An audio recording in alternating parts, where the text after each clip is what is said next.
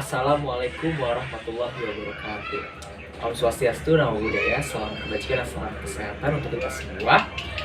Walaupun di tengah-tengah pandemi virus corona ini, jangan lupa untuk tetap beraktivitas dan semoga kita semua selalu diberkahi oleh Tuhan Yang Maha Esa. Sebelum kita akan lanjut ke materi pada hari ini, saya akan perkenalan dulu nih, sebab tak kenal maka tak sayang. Perkenalkan, nama saya Farhan Akbar, saya dari jurusan Pendidikan Sejarah, Fakultas Keguruan dan Ilmu Pendidikan, Universitas Sultan Ageng Tirtayasan. Saya dari kelas A, teman-teman. Salam kenal ya semua. Nah, pada hari ini saya akan memberikan sedikit nih materi dari PUEBI. Nah, PUEBI ini adalah singkatan dari Pedoman Umum Ejaan Bahasa Indonesia. Sebelumnya kita ini menggunakan ejaan yang disempurnakan nih teman-teman. Tapi setelah itu akhirnya pemerintah, terutama dari Kementerian Kebudayaan dan juga Kementerian Kebudayaan dan Pendidikan Indonesia itu merancang PUEBI. Nah, PUEBI ini digunakan untuk sebagai pedoman bagi kita semua nih, agar kita bisa menulis dalam bahasa Indonesia yang baik dan benar. Jadi agar sistematis dan juga mudah dipahami oleh orang-orang semuanya ya. Nah, dalam PUEBI ini ada beberapa hal yang menjadi salah satu perhatian penting bagi kita semua, yaitu penggunaan tanda baca, penggunaan kalimat, dan juga penggunaan huruf. Nah, hari ini saya akan membacakan sedikit materi.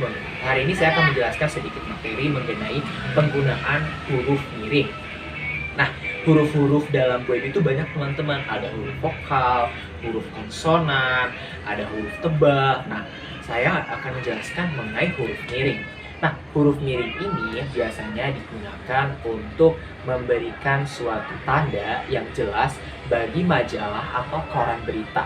Contohnya adalah berita mengenai letusan gunung berapi.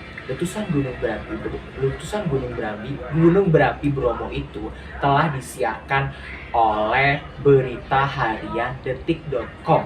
Nah, harian Detik ini itu harus dicetak miring ya teman-teman, sebab Detik itu adalah salah satu kanal berita yang ada di Indonesia.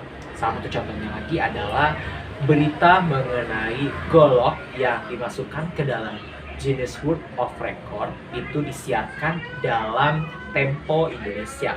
Nah, kata Tempo itu harus dalam cetak miring juga karena dia termasuk dalam majalah atau koran berita Indonesia. Nah, penggunaan huruf miring ini juga digunakan untuk memberikan tanda penegasan dalam kata atau suatu kalimat dalam suatu percakapan. Contohnya, si Fulan tidak sedang digendong, tapi sedang menggendong. Nah, kata menggendong itu harus dikasih miring ya teman-teman. Kalau di Word itu biasanya kita kasih opsi italik. Nah, karena menggendong ini telah diulang oleh kata digendong, jadi harus kita tegaskan menggunakan huruf miring. Nah, yang ketiga itu, huruf miring itu harus digunakan untuk memberikan kalimat atau kata yang berasal dari serapan bahasa asing. Contohnya, per aspera ade astra adalah salah satu semboyan yang digunakan oleh salah satu negara bagian dari Amerika Serikat. Nah, kata per aspera ade astra ini harus dicetak miring ya, sebab dia itu adalah kalimat asing atau kalimat ilmiah. Nah, kalimat ilmiah itu contohnya misalnya arachnid itu adalah nama ilmiah dari laba-laba. Kalau kesukaan saya sendiri sih laba-laba black widow ya, atau janda hitam. Nah, kalau teman-teman laba-labanya kesukaannya apa? Nah, kata arachnid ini itu harus dicetak miring ya teman-teman, karena dia itu termasuk nama ilmiah dari sebuah serangga. Nah, yang terakhir itu adalah kata kalimat miring ini harus digunakan sebagai salah satu sistematika penulisan dalam daftar pustaka.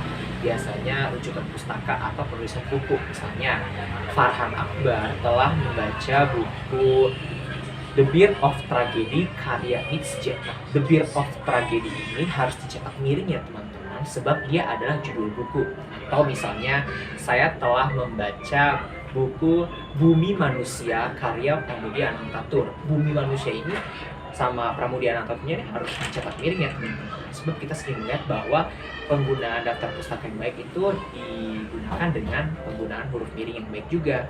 Nah, di zaman sekarang ini bahasa Indonesia itu semakin beragam dikarenakan perkembangan budaya dan juga peningkatan globalisasi, terutama teknologi informasi dan komunikasi.